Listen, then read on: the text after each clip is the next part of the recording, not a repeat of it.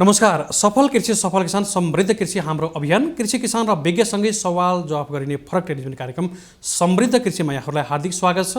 म हुँ असीम सापकोटा।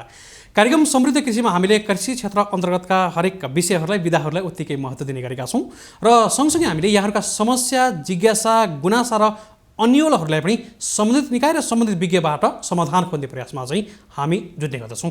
आज पनि सोही अनुरूप नै जुटेका छौँ। कार्यक्रम अवधिभर हेरेर सुनेर साथ दिनुलाई यो जानकारी सुरुवातमै गराउन चाहन्छौँ। र आज हामीले कृषिको समग्र विषयलाई जुन हामीले उत्पादन र बजारसम्मका कुराहरू सँगसँगै चाहिँ पछिल्लो समयमा युवाहरूको कृषिमा आकर्षण बढेको अवस्था हो। यद्यपि कतिपय युवाहरू पलायन भएका छन् र यद्यपि हाम्रो आयातित दर हाम्रो खपत चाहिँ बढेको अवस्था छ। हामीले खर्बौँका कृषि उपजहरू चाहिँ आयात गरेको त्यो यथार्थ पनि छ र हामीले आयातलाई प्रतिस्थापन गर्दै आयातलाई घटाउँदै हामीले उत्पादकत्व बढाउन सके खण्डमा चाहिँ निर्यात पनि गर्न सकिन्छ। हाम्रा विभिन्न बालीहरू छन्, केही मात्रामा निर्यात पनि भएका छन् र हामीले अझै त्यसको दर बढाउने हो भने चाहिँ हाम्रो व्यापार घाटालाई घटाउन सकिन्छ भन्ने विषयलाई आज हामी नजिकबाट हेर्ने प्रयास स्वरूप चाहिँ हामीले यसकै जानकार व्यक्ति पनि हुनुहुन्छ।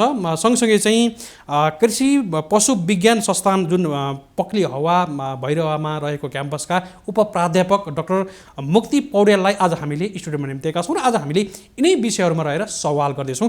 हामी ढिला नगरी उहाँलाई स्वागत गर्दैछौँ। डाक्टर साहब नमस्कार, यहाँलाई स्वागत छ। धन्यवाद। आराम हुनुहुन्छ? हजुर ठिक। अहिले केमा व्यस्त हुनुहुन्छ? अहिले के छ भन्दाखेरिमा यो नेपालमा अहिले गाउँमै एउटा एक्सपर्टिज भएका कारणले गर्दाखेरिमा गाउँको केही ट्रायलहरू लगायत पनि मकैमा पनि तपाईँको नेपालमा केही समस्याहरू देखेका छन्। मकैलाई कसरी तपाईँ इम्प्रुभ गर्न सकिन्छ र गहुँलाई कसरी चाहिँ इम्प्रुभ गर्न सकिन्छ नेपालको कन्टेक्स्टमा भनेर के रूपन्देही र तपाईँ नवलपरासी जिल्लामा चाहिँ केही 8-10वटा ट्रायलहरू हामीले गरेर भर्खरै सकेका छौँ है। यो कोरोनाको त्यो पिक बेलामा पनि पर्यो, हार्भेस्टिङको बेला। त्यो कारणले गर्दाखेरिमा अहिले गहुँ र मकैमा जेनरली हामी चाहिँ फोकस छौँ। विशेष गरी यहाँले बाली प्रजनन जुन विषयबाट चाहिँ विद्यावारिधि पिएचडी गर्नुभएको छ, अलिकति यो विषयलाई अलिक पछाडि जाउँला म। आज जस्तो कृषिको आकलन गर्दै गर्दा चाहिँ हामीले आत्मनिर्भरको दर घटेको छ, यद्यपि हामीले परनिर्भरता बढाएका छौँ। यो अर्थमा चाहिँ हाम्रो कृषिको जुन अवस्था चाहिँ खस्काउँदो अवस्थामा हामीले सामान्य अर्थमा आकलन गर्न सक्छौँ। यहाँले चाहिँ कसरी आकलन गर्नुभएको छ यो विषयलाई चाहिँ? के छ भन्दाखेरिमा आजभन्दा लगभग 60 वर्ष अगाडि हामी 1960तिर गयौँ भने नेपालको कृषिको स्थिति हेर्दै गर्दा हामीले रसियामा चामल पनि हामीले यहाँबाट सप्लाई गरेको स्थिति चाहिँ हो।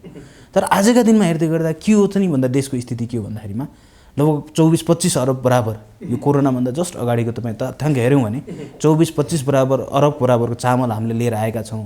फलफुल हेऱ्यो भने तपाईँको चाहिँ 15-16-17 अरब बराबरको एभरेजमा त्यो फलफुल चाहिँ हामीले लिएर आउनुपर्ने। गेडागुडी तरकारीहरूको कुरा त्यही तपाईँ 15-16, 14देखि 16 अरब उसमा छ, टेन्टेटिभ त्यो तथ्याङ्कमा छ। त्यसरी हेर्नु मिट हेर्नु भने तपाईँको पोल्ट्रीमा त हामी सेल्फ सफिसियन्ट छौँ, तर अरू केसेसहरूमा जस्तो तपाईँको यो पोल्ट्रीमा भयो भने जस्तो हाम्रो बढी आयात लगभग 2 अरब बराबर। टेन्टेटिभली हेर्दाखेरिमा तपाईँको 90 अरब बराबरको प्रत्येक वर्ष कृषिजन्य चिजहरू हामीले इन्डियाबाट मात्रै नेपाल लिएर आएका छौँ र 10 अरब बराबर मात्रै हामीले नेपालबाट इन्डिया पठाउन सकेका छौँ। हेर्नु त टेन्टेटिभली हेर्दाखेरिमा तपाईँको 90 अरब भनेको हेर्नु त टेन्टेटिभ नेपालको बजेट कति छ? लगभग 9-10 अरब। टोटल गर्दाखेरि 15 अरब भरे पनि 9-10 अरब भनेको त हाम्रो त्यो बजेट खर्च हुने भयो। त्यसको 10% भनेको हाम्रो कृषिमा मात्रै खर्च भएको स्थिति छ।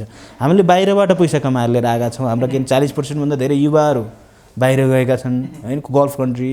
तिनीहरूकोबाट आएको तपाईँको म्याक्सिमम पैसा भनेको हाम्रो कृषिजन्य पदार्थमा गएको छ। नेपालको स्थिति चाहिँ आजभन्दा 60 वर्ष अगाडिको र आजको स्थितिमा चाहिँ यो चाहिँ समस्या चाहिँ जस्तो यो खस्काउँदो अवस्थालाई आकलन गर्दै गर्दा जस्तो दलहन बालीको पनि अवस्था एकदम नाजुक छ। हाम्रो प्रयोग र खपत गर्ने बानी चाहिँ बसायौँ। जस्तो फलफुलको कुरा पनि यहाँले गर्नुभएको छ, हाम्रो फलफुल खाने बानी पनि बसिया छ।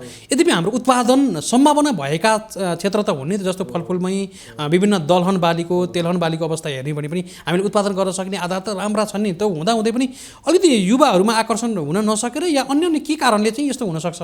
जस्तो युवाहरूको पनि तपाईँको मेरो किन म एकपल्ट अर्घाहाँसीमा रहँदाखेरिमा हामीले एउटा तथ्याङ्क हेरेका थियौँ भन्दा अर्घाहाँसीका युवाहरू जुन तपाईँको हामीले 16 वर्षदेखि 40 वर्ष हुन त युवालाई तपाईँको धर्ममा डिफाइन गर्ने चाहिँ फरक वर्गमापदण्डहरू कसैले 16 देखि 40 हुन्छ 18 देखि 39 हुन्छ 20 देखि तर जनरली हेर्दा युनेस्कोले 16 देखि 40 वर्षको त्यो उमेर वर्गका समूह जुन युवा भनेर हामीले जानेका हुन्छौँ किन 20,000 कमाउनका लागि तपाईँको गल्फ कन्ट्रीहरू गएका हुँदो रहेछन् है।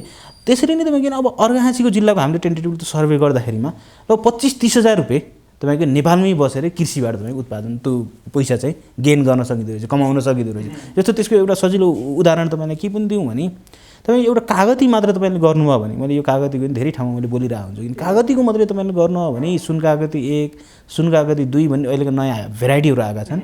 त्यो के भने एक बोटबाट 4,000 देखि 8,000सम्म कागतीको तपाईँको चाहिँ हामीले गेन गर्न लिन सक्छौँ हार्भेस्ट लिन सक्छौँ वार्षिक रूपमा। अनि 8,000 छोडिदिनु 4,000 छोडिदिनु एबाउट 6,000 हामीले कागती एक वर्षमा एउटा बोटबाट लिन सक्यौँ भने अहिले कागतीको मूल्य कति छ ल 3 रुपियाँ राखिदिनु 5 रुपियाँ 10 रुपियाँ छोडिदिनु 3 रुपियाँ राखिदिनु अथवा 6,000 × 3 गर्दा 18,000 रुपियाँ एउटा बोटबाट आउँछ। 1 हेक्टरमा तपाईँ लगभग 200 जति कागती लगाउन सक्नुहुन्छ। 18,000 × तपाईँ 200 कागती गर्नु त लगभग 3, 3.5 लाख 4 लाख 5 लाख रुपियाँ हामीले बसी इजिली तपाईँ यहाँ कमाउन सक्छौँ। भन्नु खोजेको कुरा के हो नि हामी गल्फ कन्ट्री जानुभन्दा हाम्रा युवाहरूले मैले कागती एउटा सानो साधारण इक्जाम्पल मात्रै थिएँ। यस्ता इक्जाम्पल हामीसँग टमाटरका छन् यस्ता इक्जाम्पल हामीसँग बोयर बाख्राका छन् यस्ता इक्जाम्पल हाम्रा धेरै हर्टिकल्चर क्रप्सहरू फलफुलका कुराहरू छन्। यी सबै कुराहरूमा हामी छन् इक्जाम्पलहरू। भन्नु खोजेको कुरा के भन्दाखेरिमा हामीले युवाहरूलाई तपाईँ ल्याउन सकिन्छ एउटा कुरा। दोस्रो कुरा राज्यको पोलिसी पनि तपाईँ के हुनु पऱ्यो भन्दाखेरिमा युवालाई केन्द्रित राखेर हुनुपर्ने भयो।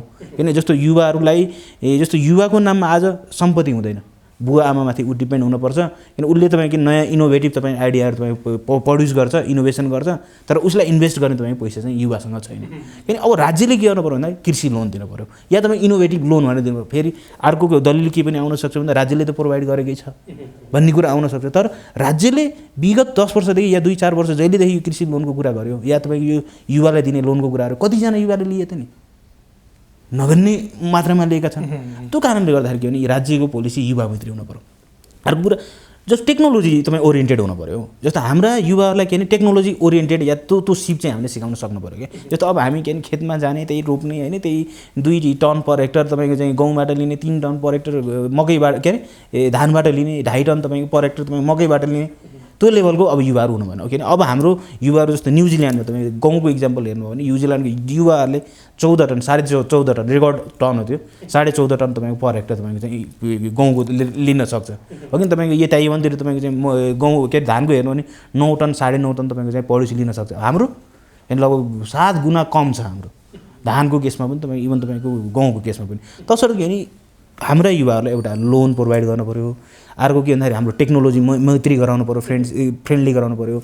अर्को कुरा के हुनु भन्दाखेरिमा जति पनि कृषि बिमाका कार्यक्रम हो तपाईँ यद्यपि तपाईँ इम्प्लिमेन्ट भएको छ त्यसलाई अझै सहजीकरण त गरेर लैजानु पऱ्यो। जस्तो आज तपाईँको खेतमा तपाईँले कृषि बिमा गर्नुभएको छ तपाईँ खेत लोकस्टले लग्यो सलहले सक्यो र मानव तपाईँ खेत बाढीले सक्यो अरू कुनै कारणले जैविक प्रकृति केही कारणले तपाईँ सक्यो भने तपाईँ के गएर तपाईँ अफिसमा गएर क्लेम गर्नुहुन्न कि बिमा क्लेम गर्नुहुन्न।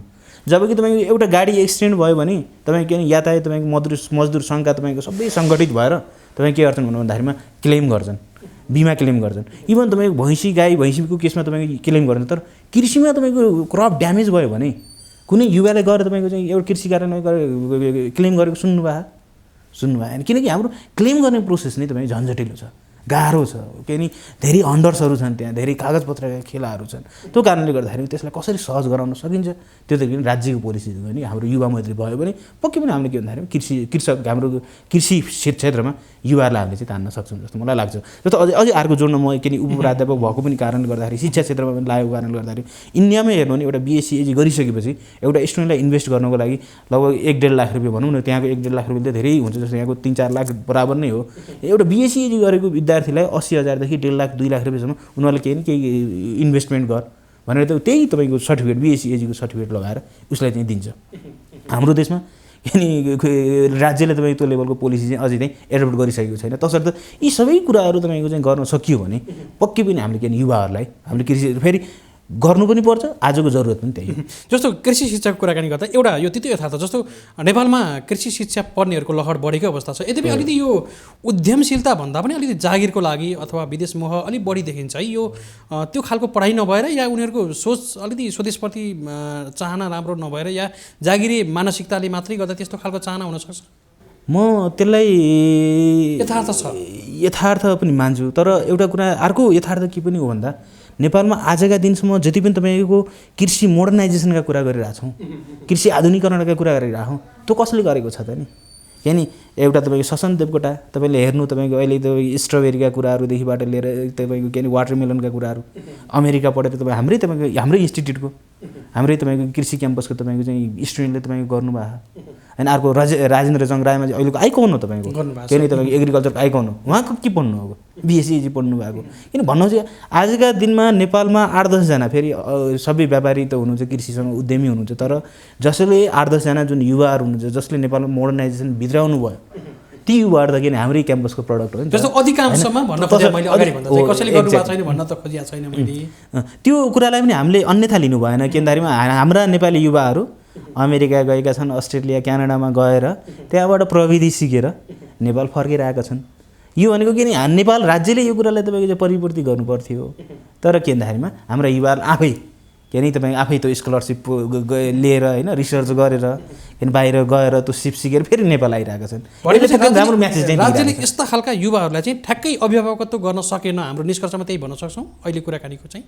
राज्यले पोलिसीमा चाहिँ देखाइरहेको छ, तपाईँको कागजमा चाहिँ देखिरह, तर व्यवहार त त्यो चाहिँ राज्यबाट देखिएको छैन।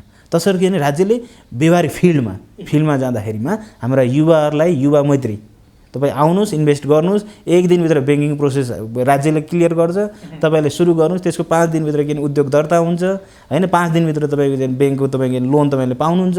यानि अहिले तपाईँ कोरोनाले गर्दाखेरिमा हेर्नु न, अहिले तपाईँले एउटा सानो इक्जाम्पल दिउँ, अहिले कोरोनाले गर्दाखेरि हाम्रो के मेडिकल तपाईँको चाहिँ तपाईँले भन्नुहुन्छ कृषि पढेका विद्यार्थी किन अमेरिका गए, किन गयो भन्दाखेरिमा मेडिकल पढेका विद्यार्थीहरूलाई राज्यले रिकगनाइज गर्यो, सम्मानित दृष्टिले हेऱ्यो, डक्टरलाई नर्सलाई तपाईँको सम्मानित दृष्टिले हेऱ्यो हो, तपाईँको सुरक्षाकर्मीलाई राज्यले सम्मानित दृष्टिले हेऱ्यो, भत्ता दियो, एक्स्ट्रा कामहरू दियो।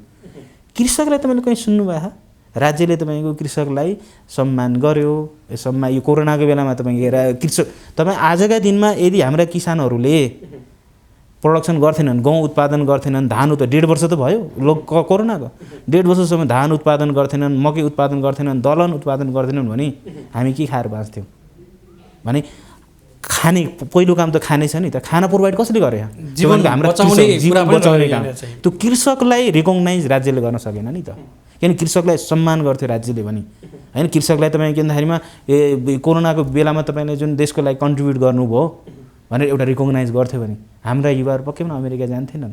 हाम्रा सबै युवाहरू यहाँ काम गर्थे। अस्ति नेपालगञ्जमा तपाईँको एकजना म नाम भन्दैन नेताले, कुन नेताले तपाईँको मेडिकल कर्मीलाई पिट्दाखेरिमा हङ्गामै भयो। हाम्रो कृषकले कहीँ गएर कसैले पिटेर तपाईँको चाहिँ यत्रो देशको सबैले रिकगनाइज गर्छ, किसानले पिटाइ खाँदाखेरि के राज्यले तपाईँको लर थुनेको छ?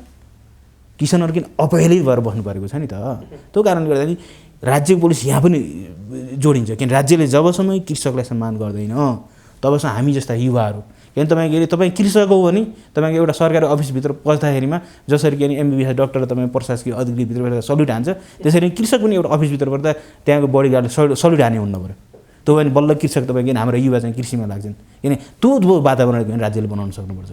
त्यो वातावरण बनेको खण्डमा हाम्रा सबै युवाहरू किन अस्ट्रेलियामा आज पनि तपाईँ हाम्रा छन्, धेरै साथीहरू छन्, पिएचडी गरिसकेका साथीहरू छन्, नेपालमा के गर्ने भनेर हामीसँग किन दिनरात गुनासो गर्छन्, किन आउनुहोस् नेपालमा गर्नुहोस् भन्दाखेरि त्यो इज्जत छैन भन्छन्। त्यो इज्जत दिने इज्जत भनेको धेरै सेन्समा जान्छ। जस्तो मैले भनिसकेँ, अफिसमा जाँदा एउटा ल्याइदिनु, एउटा नर्म्स ल्याइदिनु हो, किन लोनको कुरामा एउटा नर्म्स ल्याइदिनु होइन, व्यापारीकरणको कुरामा एउटा नर्म्स ल्याइदिनु होइन, त्यसपछि मार्केटिङको कुरामा ल्याइदिनु, एउटा पोलिसी ल्याइदिनु।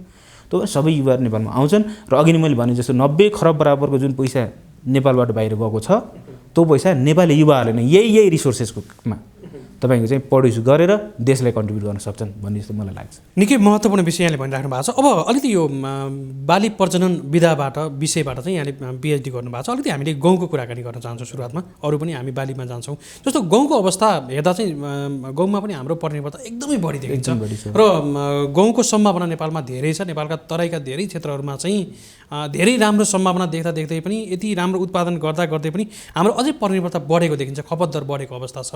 अब यसलाई उत्पादनको कुरा अगाडि यहाँले उत्पादकत्वको कुरा गर्नुभएको थियो। विदेशमा यति टन गर्न सकिन्छ, यहाँ चाहिँ हाम्रो कम्पेयर गर्दा 7 गुणा 5 गुणाभन्दा कमजोर छ भन्नुभएको छ। अब यसलाई उत्पादन र उत्पादकत्व वृद्धि गर्ने आधारहरू के हुन सक्छन्? यहाँहरू जस्ता विज्ञका कुराहरू प्राविधिक कुरा पनि त धेरै हुन सक्छन् यहाँभित्र चाहिँ। हो, तपाईँले भने एकदम सही कुरा, जायज एकदमै के नि अहिले समय सान्दर्भिक कुराहरू पनि उठाउनु भयो, एकदमै जायज प्रश्न उठाउनु गाउँको केसमा। किन गाउँको केसमा किन अहिले धेरै कुराहरू मिडियामा पनि नआएको कुराहरू पनि छन्। त अहिले पनि तपाईँको हेर्दाखेरि मैले अघि नै एउटा इक्जाम्पल दिएँ, तपाईँको न्युजिल्यान्डको राइट्स भन्ने तपाईँको एउटा फार्मर छ, त्यसले मोर देन 14 टन तपाईँ पर हेक्टर तपाईँको चाहिँ गहुँ प्रड्युस गरेर तपाईँ न्युजिल्यान्डको हेर्नु भने तपाईँको त्यहाँको टेन्टेटिभ तपाईँको प्रोडक्टिभिटी हेर्नु भने 9 टन पर हेक्टर छ क्या। तपाईँ नेपालको हेर्नु भने अहिले भर्खर तपाईँको 3.0085 टन पर हेक्टर तपाईँको नेपाल कन्टेक्स्ट मिन्स 3 टाइम्स या 4 टाइम्स तपाईँको चाहिँ कम चाहिँ हामी छौँ क्या औसतमा हामी कम छौँ। यो त इभन अहिले हामी साउथ एसियन कन्टेक्स्टहरू पनि हेऱ्यौँ भने जस्तो चाइना, पाकिस्तान, तपाईँ इन्डियन, त्यसपछि भुटानको भन्दा हाम्रो गाउँको प्रोडक्टिभिटी हाम्रो कम छ है। त्यो कारणले गर्दा गाउँमा किन तपाईँ प्रोडक्टिभिटी कम भयो भन्दाखेरिमा जोडिने राज्य हो हेर्नु। जस्तो राज्यले के गर्नु पऱ्यो भन्दाखेरिमा रिसर्चको लागि फन्ड प्रोभाइड गर्नु पऱ्यो क्या। जस्तो तपाईँ रिसर्चको लागि फन्ड भन्नाले यो कुनै पनि देशले रिसर्चको लागि एटलिस्ट 5% 10% तपाईँ फन्ड एलोकेट गरे हुन्छ। हाम्रो देशमा किन लेस देन 1% तपाईँ फन्ड एलोकेट रिसर्चको लागि गरे, त्यो पनि किन कर्मचारीको तलबको लागि मात्रै गएको हुन्छ। तसर्थ किन गाउँको एक्युरेट समस्या के हो भन्ने कुरा बुझ्न जरुरी छ। एउटा कुरा के हो नि गाउँको प्रोडक्सन नेपालमा हुन नसकेका कारणहरू के छन् भन्दाखेरिमा एउटा के हेर्नु भने जस्तो हाम्रो हिट स्टेजमा गइरहेको जस्तो हाम्रो फार्मरहरूले किनभने धानको मेच्युरिटी ड्युरेसन एकदम लामो भइदिन्छ, त्यो भएपछि हामीले गाउँ चाहिँ अलि लेट रोप्नुपर्छ। लेट रोप्नु पर्दाखेरिमा के हुन्छ भन्दाखेरिमा हाम्रो चैत वैशाखतिर तपाईँ चैतको लास्टतिर वैशाखतिर तपाईँ हार्भेस्ट गर्नुपर्ने भएको कारणले गर्दा किन हिट स्टेजतिर गरिदिन्छ। त्यसले गर्दाखेरि पनि अहिले स्टडी म आफैले गरेको नि स्टडी हेर्दाखेरि अबाउट 40-45-47% तपाईँको चाहिँ गाउँमा लस चाहिँ हिट स्टेजले गर्दा देखिरह। अर्को तपाईँ ड्रटको कारणले गर्दाखेरि हेर्नु भने तपाईँको ड्रट भने पानी अहिले हामी अर्घाखाँची गुल्मी तपाईँको यावत जिल्लाहरूमा सिन्धुली जिल्लाहरूमा हामी घुम्दै गर्दाखेरिमा इरिगेसनको तपाईँको यति ठुलो समस्या छ कि तपाईँको गाउँ जे छ एजिटिज तपाईँको के भन्दाखेरिमा आज रोप्यो पानी हाल्न पाएको छैन, हार्भेस्ट गर्नुपर्ने स्थिति छ। गहुँ रोप्नुभएको छ तपाईँको पानी पनि हाल्न पाउनुहुन्न, अब पानी हाल्न नपाएपछि फर्टिलाइजरको धेरै मिनिङ भएन, फर्टिलाइजर हाल्ने कुरो भएन, त्यसले झन् नेगेटिभ इम्प्याक्ट हुन्छ। त्यसले गर्दा ड्रटको कन्डिसनले गर्दाखेरि भने नेपालको 59% तपाईँको लस चाहिँ गाउँको केसमा देखियो क्या। तसर्थ के हुनु भन्दाखेरिमा जस्तो यो ड्रट र हिट स्ट्रेसलाई मात्रै तपाईँले म्यानेज गर्न सक्नुभयो भने तपाईँ के गाउँ के हाम्रो गाउँको उत्पादकत्व भनेको एबाउट 50% भन्दा धेरै चाहिँ हामीले चाहिँ बढाउन सकिन्छ। त्यो 50% भनेको 3मा 1.5% 4.5 टन बनाउन सकिन्छ। अर्को मैले रिसर्चमै जोड्न खोजिरहेको छु। हाम्रा धेरै संस्थाहरू छन् किन अहिले पनि हामीले लास्ट 5-6 इयरदेखिबाट हेर्नु होला हाम्रो किन भन्दाखेरि म पक्लियामा तपाईँको नलपरासीमा हामीले फ्री अफ कस्ट किन 10वटा 12वटा ट्रायल हामीले फ्री अफ कस्ट गरिरहेको क्या। जब कुनै पनि राज्य यहाँ छन् त्यति धेरै तपाईँको सरकारी अर्गनाइजेसनहरू छ तपाईँको अब यो म नाम लिन चाहन्न, रिसर्च भनेर प्रोजेक्ट खोलिरहेको हुन्छ किन हामी फिल्डमा काम गरे हामी रिसर्च गरे क्या फिल्डमा। तर कुनै पनि एउटा अर्गनाइजेसनले किन 1 रुपियाँ तपाईँको हामीलाई दिए हुन्न क्या।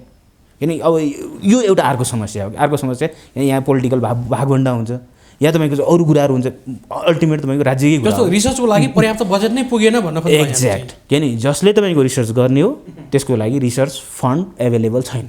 दोस्रो कुरा यो यो यो यो सबभन्दा ठुलो समस्या जस्तो मैले भने नि जस्तो इन्डियामा पनि आजको जुन गाउँको कन्डिसन हो इन्डियामा 1960मा हो।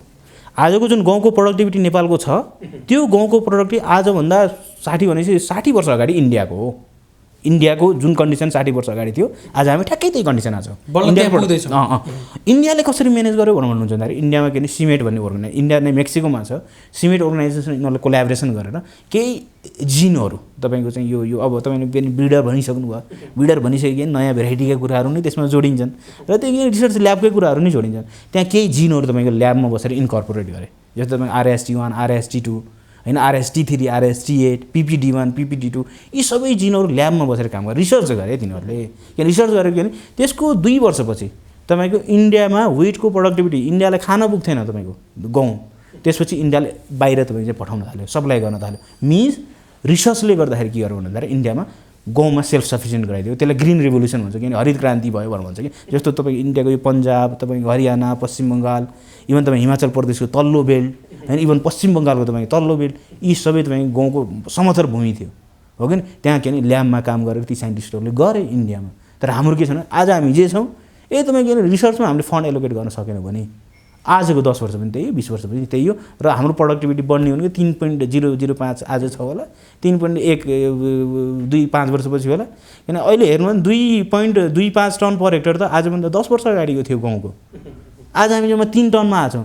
यदि हामीले रिसर्च गर्थ्यौँ भने 1 वर्षभित्र ती जिनहरू तपाईँको त्यति ठुलो कुरा पनि होइन, त्यो हामीले इन्कर्पोरेट गर्न सक्थ्यौँ भने हामी के भने 2 वर्षभित्र तपाईँको गाउँमा हामी सेल्फ सफिसियन्ट भन्थ्यौँ।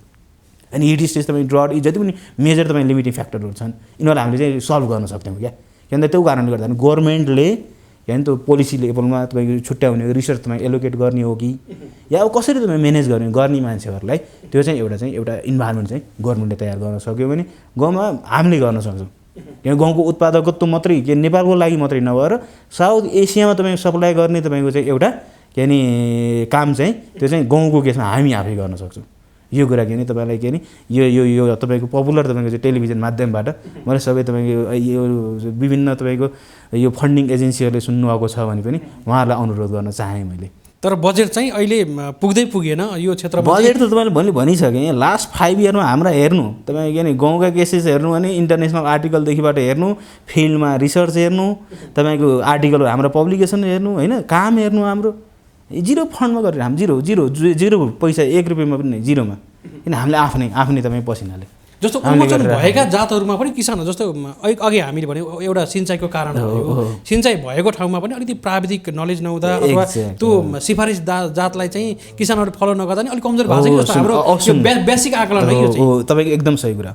जस्तो एउटा अर्को कुरा तपाईँलाई के दर्शाउन चाहेँ भने एज अ ब्रिडर के नि यो प्लान्ट ब्रिडर भएको कारणले गर्दा म तपाईँलाई के भन्न चाहन्छु भन्दा नेपालको जति पनि व्यवसायीहरू छन् यो त मैले अघि नै भने जुन रिनाउन्स्ड हाम्रो चाहिँ कृषि तपाईँ मोडर्नाइजेसन ल्याउने एग्रिकल्चर मोडर्नाइजेसन ल्याउने जति पनि तपाईँ व्यवसायीहरू छन् तिनीहरूले सिड्सहरू नेपालकै युज गर्दैनन् हेर्नु।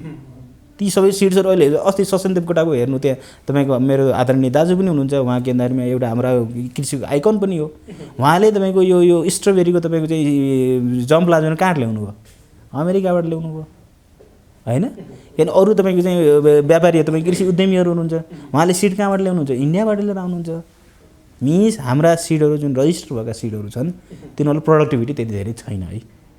यो कुरा मैले तपाईँले भन्न चाहेँ किनकि भन्दाखेरि हामीले म्याक्सिमम् युज गर्ने प्यारेन्टेज भने कसको भन्दाखेरि इन्डियन तपाईँको भेराइटीहरू म्याक्सिमम् जस्तो देखिन्छ होइन। जस्तो त्यो कारणले गर्दाखेरि के भन्दाखेरि हाम्रा रजिस्टर्ड जति सिडहरू छन् तिनीहरूले प्रोडक्टिभिटी धेरै दिँदैनन् है। अब ती दिँदैन त्यो पनि फेरि त्यतितिर किन अब जस्तो रिसर्च अर्गनाइजेसनहरूलाई फन्डकै एभाइलेबिलिटी छैन, समस्या छ त्यो भन्छन्। तसर्थ के भने फिल्डमा तपाईँले हेर्दै गर्दाखेरिमा किन अर्को समस्या तपाईँले भने जस्तो बिउको अझ अहिले तपाईँले हेर्नु नेपालको कन्टेक्स्टमा रिसर्च गर्नको लागि पनि धान गहुँ मकैको बिउ चाहिँ तपाईँले पाउनुहुन्न। रिसर्च गर्नको लागि किन प्योर सिड चाहियो तपाईँलाई होइन। त्यो ब्रिडर सिड भन्छ तपाईँको त्यो प्योर सिड हुन्छ, त्यो सिड या ब्रिडर भने फाउन्डेसन सिड तपाईँको के नै हाम्रो तपाईँ रिसर्च अर्गनाइजेसन हामीले प्रोभाइड गर्न सक्दैन क्या यो कोरोनाको केसेसले गर्दाखेरिमा।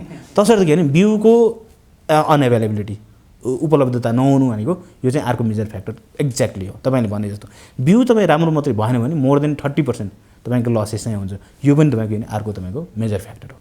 भनेपछि जस्तो हाम्रा भएका जातहरूलाई पनि हामीले सुधार चाहिँ गर्न सकिन्थ्यो तर अहिले चाहिँ अझै बिउमाथिको परनिर्भरता बढ्यो है, अझै बढी बिउमाथिको परनिर्भरता भन्दा पनि जस्तो अवेरनेस चाहिँ हामीले ल्याउन सकिएन। जस्तो अहिले पनि तपाईँ धानको सिजन चलिरहेको छ अहिले हाम्रा किसानहरूले तपाईँले हेर्नु तराई बेल्टमा जति पनि तपाईँ धान हेर्नुभयो भने तपाईँको नि कुनै धानमा रिसर्च गर्न थालेको अर्गनाइजेसन मैले नाम चाहिँ नलिउँ ती अर्गनाइजेसनले सिफारिस गरेका धानहरू हाम्रो फार्मरहरूले युज गर्दैनन् नि। तपाईँले ख्याल गर्नु तपाईँको नि किनभने नलपरासी कपिलवस्तु रूपन्देही होइन यो तल्लो बेल्टहरू महोत्तरी तपाईँको केन्द्रधारीमा धनुषा किन गर्दैनन् भन्दाखेरिमा बिहारतिरबाट आउने हाइब्रिड सिडहरूको प्रोडक्टिभिटी धेरै छ, हाम्रा सिडहरूको प्रोडक्टिभिटी निकै कम छ, त्यो कारणले प्रयोग गर्दैन।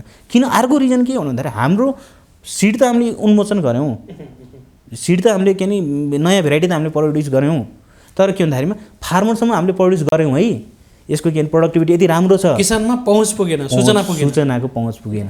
किनभने अहिले त म यसो सर हेर्दै गर्दाखेरिमा म्याक्सिमम् किसानहरूले सूचना जति पाएको छ तपाईँकै कार्यक्रमबाट पाएको छ जस्तो लाग्छ।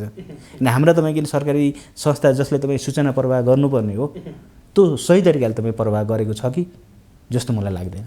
तसर्थ के भन्दाखेरिमा सूचनाको प्रवाह जस्तो 2-3टा संस्थाहरू जस्तो एउटा तपाईँको रिसर्च अर्गनाइजेसन, एउटा डेभलपमेन्टल तपाईँको अर्गनाइजेसन हाम्रो सरकारको, अर्को के युनिभर्सिटी, यो 3टाको बिचमा एउटा राम्रो कोअर्डिनेसन भएन कि, एउटा सहकारी भएन कि?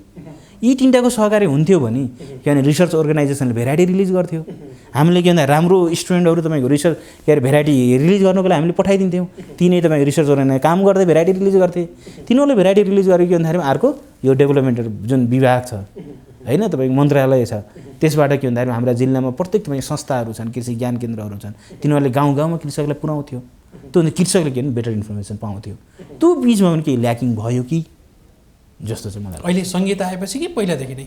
अहिले पनि ती समस्याहरू त एचडी नै छन् नि त। जस्तो अहिले सङ्घीयता आइसकेपछि त्यसले धेरै राम्रो इम्प्याक्टहरू ल्याएको छ गाउँमा होइन, तर पनि जस्तो ती इन्फर्मेसनहरू के भन्दाखेरिमा त्यति ल्याकिङ नै हो कि जस्तो अब हाम्रो जस्तो हो एउटा नगरपालिकामा कृषि अधिकृतलाई किनभने टेक्नोलोजी मैत्री बनाउनु पऱ्यो, ऊ आफैले थाहा हुँदैन तपाईँ भेराइटी कुन कुन रिलिज भएको छ भन्ने कुरा, किनभने उसलाई के भने सर्टन गोष्ठी प्रोभाइड गर्नु पऱ्यो, सेमिनारमा लैजानु पऱ्यो हो कि किनभने नार्क अर्गनाइजेसन भिजिट गराउनु पऱ्यो, अनि बल्ल उसलाई थाहा हुन्छ। उसलाई थाहा भएपछि या त पढेको हुनु पऱ्यो या त देखेको हुनु पऱ्यो, किनभने त्यो भएको खण्डमा मात्र उसले के गर्छ भन्दाखेरि गाउँमा गएर कृषकहरूलाई भन्न सक्छ। त्यो कारण यो चाहिँ यहाँ तपाईँलाई यो अहिले यो नेपालको थोरै यो मासतिरको लेभलको यो समस्या चाहिँ। अब अर्को समस्या जस्तो प्राविधिक पहुँच पनि पर्याप्त छैन किसानमा, यो प्राविधिक ल्याकिङले गर्दा पनि अलिकति उत्पादकत्वमा ठुलो असर पार्छ है। हो एक्ज्याक्टली। अब सुन्नु किनभने पहुँच त पुगेको छैन। जस्तो तपाईँ इजरायलको तपाईँ इक्जाम्पल हेर्नु हो भने नेपालको कन्टेक्स्टमा हामीले कृषिको कुरा गर्दै गर्दा हामीले इजरायललाई जोड्न जरुरी छ। जस्तो नेपाल अहिले पनि हामीले हेऱ्यौँ भने आँकडा हेऱ्यौँ भने जनसङ्ख्याको आँकडा हेऱ्यौँ भने 60-65% तपाईँको जनताहरू प्रत्यक्ष के भन्दाखेरि कृषिमा तपाईँको इन्भल्भ छन्। अप्रत्यक्ष रूपमा हेर्नु हो भने त नेपालमा 90% भन्दा धेरै मान्छेहरू तपाईँ कृषिसँग इन्भल्भ छन्। त अहिले काठमाडौँमा पनि हेर्नु हो भने तपाईँको चाहिँ अहिले कौसी खेती सुरु भइसकेको छ, किन कुनै न कुनै वेमा आफूले खाने तरकारी या तपाईँ केही न केही आफूले कौसीमा या तपाईँको कहीँ जहाँ ठाउँ छ त्यहाँ चाहिँ हामीले उत्पादन गर्न थालेका छौँ। जति धनाड्य भने पनि किन या तपाईँको के नि यो फलफुलहरू तपाईँको एउटा गार्डनमा तपाईँको उब्जाउन थालेका छौँ, या तपाईँको के भन्दाखेरि अर्नामेन्टल फ्लावरहरू तपाईँको भन्दाखेरि हामीले घरको आफ्नो डेकोरेट गर्नको लागि राख्यौँ, ती पनि किन प्रत्यक्ष ती पनि कृषक हुन्। किन 90% मान्छेहरू कृषिमा डाइरेक्ट इन्भल्भ हुँदै गर्दाखेरिमा 90 अरब बराबरकै कृषि चाहिँ नेपालमा भित्र पसिरह, यो दुःखद कुरा होइन। तपाईँ अब इजरायलको इक्जाम्पल हेर्नु हो भने इजरायलमा कृषिमा डाइरेक्टली इन्भल्भ भने जम्मा 2.1% मान्छे छन्। तपाईँको त्यहाँ इरिगेसन फेसिलिटी भनेको 20% तपाईँ त्यहाँ के अरे त्यो जग्गा चाहिँ तपाईँ के छ भन्दाखेरिमा एग्रिकल्चर रिलेटेड वो छैन, फेभरेबल जग्गा छैन, त्यहाँ सबै बालुवा छ। किन जति जग्गा छ त्यहाँ के भने एग्रिकल्चर जम्मा 20% मात्रै जग्गा छ, त्यो जहाँ कृषि हामीले कर्म गर्न सकिन्छ। मिन्स 2.4-5% कृषकहरू लागेर 20% ल्यान्डबाट त्यसलाई चाहिने जति पनि कृषिजन्य पदार्थहरू उसले पुरा गरेको छ। साथसाथै अमेरिका त्यसले एक्सपोर्ट गरे, अमेरिकाको त्यो मार्केटमा जाने म्याक्सिमम तपाईँको चाहिँ एग्रिकल्चर प्रडक्टहरू सबै इजरायलका हुन्छन्। त्यो 20% ल्यान्डबाट कति हामीले प्रोडक्टिभिटी लिन सकिएला भनौँ। मैले जोड्न खोजेको कहाँ नि नेपालको लगभग हेर्नु तपाईँको 60-65% तपाईँ एरिया पनि तपाईँको चाहिँ कृषिमै गएको छ, डाइरेक्टली इन्डाइरेक्टली। 90% तपाईँको चाहिँ पर्सनहरू तपाईँको डाइरेक्टली इन्डाइरेक्टली कृषिमै गएका छन्, तर 20-50%ले नै हामीले चाहिँ फुड प्रोभाइड गर्न सकिरहेको छैन। फलफुल हामीले 7 अरब बराबर फलफुलै आउँछ, त्यो हामीले किन दिन सकिरहेको छैन? मिन्स यिनै समस्याहरूले गर्दा अब यहाँ दिन सक्दैन। तर यही नेपाली तपाईँको चाहिँ इजरायलमा जान्छ र चाहिँ त्यसले प्रड्युस गर्न सक्छ नि त, हो कि? इजरायलको त्यो 2.5% मान्छेले तपाईँको चाहिँ 20% ल्यान्डबाट आफ्नो देशभरिलाई पुर्याउन सक्ने। हाम्रो चाहिँ तपाईँको नि 90% मान्छेले किन उसले 90% एरियाबाट तपाईँको 90% तपाईँको पपुलेसनलाई पुर्याउन नसक्ने विडम्बना। यो कारणले गर्दाखेरि यी सबै कुराहरू जबसम्म हामीले सेटल गर्न सकिँदैन, यो किन आजभन्दा 30 वर्ष अगाडि पनि यही थियो, आजको 30 वर्षपछि पनि यही नै हुन्छ। जस्तो यहाँनिर चाहिँ कृषिको व्यवसायीकरण र औद्योगिकीकरणको कुरा आयो। एक्ज्याक्टली। यसलाई चाहिँ जस्तो कृषकहरू अझै घटाएर चाहिँ हामीले बढी उत्पादन लिन सकिन्छ, अथवा चाहिँ यो जस्तो पारिवारिक खेतीको अवस्थामा हाम्रा किसानहरू धेरै हुनुहुन्छ होइन, यसलाई एकैचोटि घटाउन पनि सकिँदैन होला। फेरि अलिकति यहाँनिर गन्जामल देखिन्छ। सुन्नु, जस्तो तपाईँ एउटा कुरा मैले एउटा भनौँ जस्तो पोलिसीमै म जाँदै गर्दाखेरिमा किन नेपालमा लगभग के भन्दाखेरिमा यो कृषिजन्य पदार्थको लागि के छ भन्दाखेरिमा 1% तपाईँको चाहिँ यो के अरे भन्सार चाहिँ छ।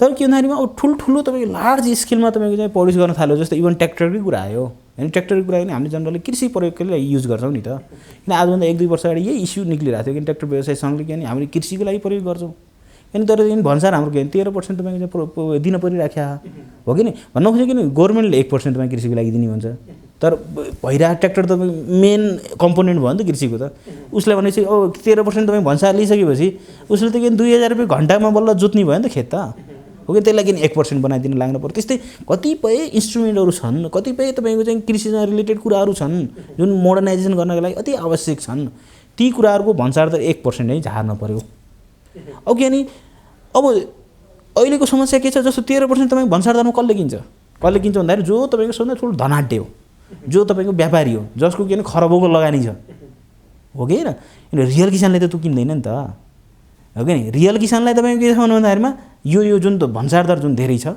त्यो चाहिँ रियल किसानले किन्न सक्दैन ओके नि धनाढ्यले किनेछ अब त्यसले फेरि किसानसँग तपाईँको चाहिँ त्यो कम्पोनेन्ट सप्लाई गर्दाखेरिमा किसान अझै मर्कामा परिदिन्छ क्या त्यही भएर के नि राज्यले नि भन्सार दर के भन्दाखेरिमा कृषिजन्य पदार्थ जति पनि जस्तो तपाईँको इन्फ्रास्ट्रक्चर तपाईँको यो के अरे हाम्रो यो टनेलहरू जम्मा गर्ने कुराहरूमा टनेल बनाउने कुराहरूमा यी सबै कुराहरू भन्सार दर तपाईँ 1% कायम गर्न सक्नु पऱ्यो त्यो भएन के नि कृषकहरूले पनि तपाईँको 1% कम भयो भने त आफूले गएर तपाईँको लिएर आउला इन्डियाबाट लिएर आउला किन एउटा टनल बनाउला त्यसबाट के नि गोलबेडा तपाईँले ल्याउला किन अब अर्को कुरो मैले तपाईँ 2-3 कुरा गर्न खोजेको थिएँ जस्तो नेपालमा साँच्चै कृषिमा रिभोल्युसन ल्याउने हो भने एउटा इन्फ्रास्ट्रक्चरमा तपाईँको चाहिँ जोड दिन पऱ्यो इन्फ्रास्ट्रक्चरमा प्रोटेक्टेड हाउस तपाईँको यो जस्तो आजका दिनमा काठमाडौँमा टमाटर पुगेको छ केले गर्दा पुगेको छ प्रोटेक्टेड हर्टिकल्चरले गर्दा पुगेको होइन तपाईँको टनलले गर्दा पुगेको होइन टनल हुन्थेन तपाईँको टमाटर यो बर्फी मासु पाइन्थेन किन टनलले गर्दाखेरि पुगेको क्या अनि अर्को कुरा के भन्दाखेरिमा टेक्नोलोजी र अर्को कुरा इरिगेसन यो 3टा कुरा हामीले कृषकलाई पुर्याउन सक्यो भने नेपालको विकास टाढा छैन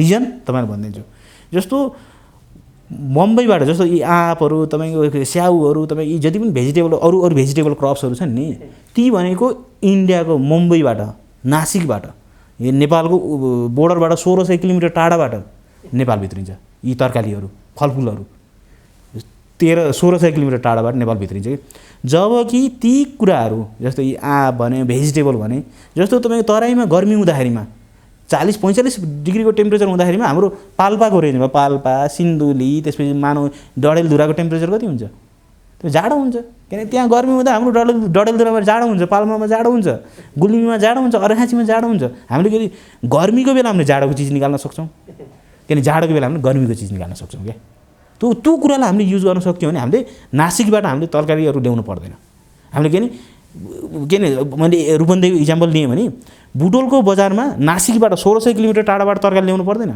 बुटोलको बजारमा पाल्पा 40 किलोमिटर डिस्टेन्समा छ पाल्पाबाट हामीले तरकारी ल्याउन सकिन्छ यी कुराहरू हामीले चाहिँ ख्याल जस्तो त्यसको लागि के गर्नु पऱ्यो प्रोटेक्टेड हर्टिकल्चरको कुरा ल्याउनु पऱ्यो किन किसानहरूलाई के भन्दाखेरिमा यो के अरे टनलहरू बनाउनको लागि सहयोग गर्नु पऱ्यो टनल मात्रै बनाउन सहयोग गर्ने होइन त्यसलाई के चाहिने अरू रिसोर्सेसहरू प्रोभाइड गर्नु पऱ्यो होइन त्यो इरिगेसनको तपाईँको कुराहरू चाहिँ प्रोभाइड गर्न सक्नु पऱ्यो होइन टेक्नोलोजी तपाईँको चाहिँ प्रोभाइड गर्न सक्यो खण्डमा र तपाईँ यी सफ्ट लोनका कुराहरू छन् कृषि लोन कृषि बिमाका कुराहरू यी कुराहरूलाई हामीले म्यानेज गर्न सकियो भने नेपाल कन्टेक्स्टमा कृषि विकास टाढा हुन्छ समय सकिसकेको छ निकै महत्त्वपूर्ण विषय यहाँले भनिराख्नु भएको छ र यो उपलब्धि र उत्पादकत्व बढाउने र हामी साँच्चैकै आत्मनिर्भर बनाउने बाटो यहाँले भन्दै हुनुहुन्छ हामी धेरै आभारी पनि छौँ अन्तिम खण्डमा छौँ केही भन्न चाहनुहुन्छ यहाँले सठिकमा के छ भन्दाखेरिमा यो नेपाललाई साँच्चै कृषिमा आत्मनिर्भर गराउनका लागि यो कृषि दक्षताका हिसाबले या जनशक्तिका हिसाबले हामी सम्पूर्ण ल्याकत छ हामीमा त्यो कुरा गर्न सक्छौँ किन राज्यले के भन्दाखेरिमा त्यो कुरामा के नि थोरै आँखा लगाएको खण्डमा हामी पनि आज जसरी इजरायलको इक्जाम्पल दिइराखेका छौँ किन भोलि बिहान इजरायलका जनताले नेपालको इक्जाम्पल दिन सक्ने हामी गराउन सक्छौँ त्यो कारणले गर्दाखेरि कृषिको विकास टाढा छैन कति समय असम्भव छैन साँच्चीकै किन राज्यले त्यो पोजिटिभ नजर हेर्न सक्यो अघि नै भने कृषकहरूलाई राम्रो एउटा एटिट्युड प्रोभाइड गर्न सक्यो भने त्यो 2-4 वर्षभित्रै त्यो कुरा हामीले एचिभ गर्न सक्छौँ तसर्थ के भने कृषक दाजुभाइ दिदीबहिनीहरूलाई म त अन्तिममा यो कोरोनाको बेलामा जुन एउटा ठुलो तपाईँको चाहिँ खाद्यान्न उत्पादन गरेर नेपालीहरूलाई भुखमरी जस्तो एउटा संवेदनशील अवस्था आउन दिनु भएन त्यसको लागि के भने म सम्पूर्ण कृषकहरूलाई हार्दिक धन्यवाद दिँदै र एउटा के भन्दाखेरिमा यो नेपाललाई कसरी कृषिको क्षेत्रमा अगाडि बढाउन सकिन्छ भन्ने कुराहरू राख्ने एउटा तपाईँको लोकप्रिय टेलिभिजनबाट एउटा राख्ने अवसर दिनुभयो र तपाईँलाई पनि यो अर्थमा धन्यवाद दिन चाहन्छु कि नेपालमा यो कोरोनाको बेलामा एकदमै तपाईँको धेरै समस्याहरू थियो, कृषिकै धेरै समस्याहरू थियो, त्यसलाई उजागर गर्न, त्यसलाई समाधान गर्नका लागि तपाईँले जसरी तपाईँ प्रत्येक दिन एउटा के यो कार्यक्रमबाट तपाईँको चाहिँ एउटा सन्देश प्रवाह गर्न सक्नुभयो, त्यसले किसानलाई पक्कै ठुलो राहत, तपाईँको कृषकहरूलाई मात्र होइन हामीलाई पनि एउटा ठुलो राहतहरू, एउटा सूचनाको तपाईँको चाहिँ इन्फर्मेसन तपाईँ जुन दिनुभयो त्यसले एउटा हामी सबैलाई एउटा राम्रो काम गरेको छ। त्यसका लागि पनि तपाईँ लगायत सम्पूर्ण कृषकहरूलाई हार्दिक धन्यवाद दिन चाहन्छु। हुन्छ, निकै महत्त्वपूर्ण विषय र महत्त्वपूर्ण समय हामीलाई उपलब्ध गराइदिनु भयो, हामी धेरै आभारी छौँ। यहाँलाई कृतज्ञ ज्ञापन गर्दै बिदा गर्न चाहन्छौँ। नमस्कार। धन्यवाद। हजुर, हामीले हाम्रा अतिथिलाई बिदा गरिसकेका छौँ। आज हामीले आत्मनिर्भर कसरी बन्न सकिन्छ, हामीहरू साँच्चीकै राज्यले सही पोलिसी ल्यायो र नीतिगत कृषिमा सुधार कार्यक्रमहरू ल्यायो र साँच्चीकै कृषकको पहुँचमा कार्यक्रम पुगे भने चाहिँ हामी 1 दशकभित्र पनि हामीले राम्रो फड्को मार्न सक्छौँ कृषिमा भन्ने खालको महत्त्वपूर्ण सन्देश प्रवाह गर्दैथ्यौँ। र आजको कार्यक्रममा जोडिदिनुभएका डाक्टर मुक्ति पौडेललाई विशेष आभार पनि भन्न चाहन्छौँ। उहाँ चाहिँ कृषि र पशु विज्ञान संस्थान पक्ले हवाका उपप्राध्यापक समेत हुनुहुन्छ। हामी उहाँसँग यिनै विषयमा रहेर सवाल गर्दैथ्यौँ। आजको श्रृङ्खलाको समय यति नै। कार्यक्रम उत्पादनमा सहयोग गर्ने कार्यक्रम उत्पादक युनिटसहित असीम सापकोटा पनि यहाँहरूको माझबाट बिदा हुने अनुमति माग्छु। तपाईँ भने हेर्दै गर्नुहोला प्रभु टिभी एचडी। नमस्कार।